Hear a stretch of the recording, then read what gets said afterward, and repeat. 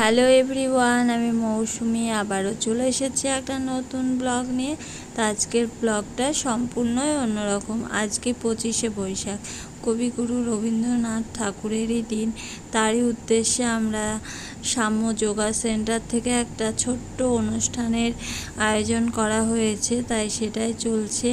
আমি গিয়ে দেখছি রবীন্দ্রনাথ ঠাকুরকে শ্রদ্ধাঞ্জলি জানাচ্ছে সবাই ফুল দিয়ে এক এক করে। আমার যেতে একটু লেট হয়ে গেছিলো, তারপরে দেখো অনেকজনই চলে এসেছে, অনেকে আসেনি, তাই প্রোগ্রামটা দেখছিলাম। আমার তো খুবই ভালো লাগছিলো। আর আজকের দিনটা আমরা প্রত্যেকবারই পালন করা হয়, আর এবারই একটু ছোট করে হচ্ছে।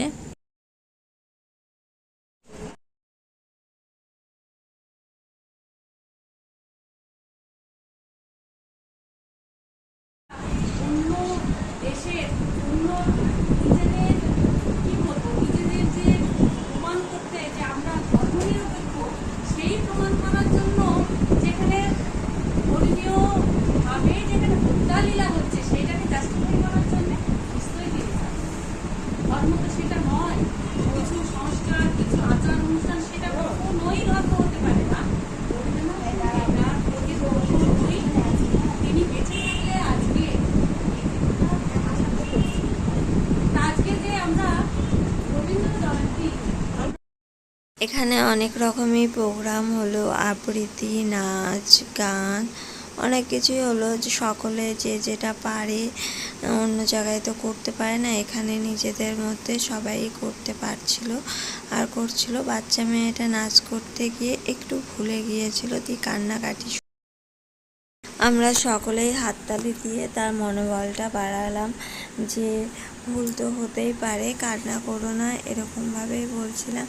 আর অনুষ্ঠানের শেষটা যোগা দিয়েই শেষ হবে, তাই যোগার যে ব্যায়ামগুলো আছে সেগুলোই হচ্ছিল। এখানে আসাতে দেখো কত মানুষের সঙ্গে পরিচয় হয়, মনটা কতটা ভালো থাকে বলো। কেউ কাউকে চিনি না, এক জায়গায় এসে পরিচিত হয়, হাসি ঠাট্টাই আর কি সব রকমই হয়। তাও তো আজকে সকলেই আসতে পারেনি, হঠাৎ করে মেসেজটা পাওয়াতে অনেকেই আসেনি। না আর প্রত্যেকটা স্টুডেন্ট আসলে এখানে জায়গা দেওয়া খুবই মুশকিল হয়ে যাবে, এরকম ব্যাপার। আমরা সবাই সাদা চুড়িদার আর গোলাপি ওড়না পরে এসেছি, একই কালার হওয়াতে আরও সুন্দর লাগছে জিনিসটা দেখতে। তা লাস্টে আবার প্রার্থনা করলাম, আমাদের জনগণমন অধি প্রার্থনা করার পরেই শেষ হলো। আর কাকিমা মানে আমাদের ম্যাডাম আমাদেরকে একটা করে পকোড়া খাওয়ালো, ঝাল ঝাল মুখ করালো, তাতে তো আরোই ভালো হলো। তা চলো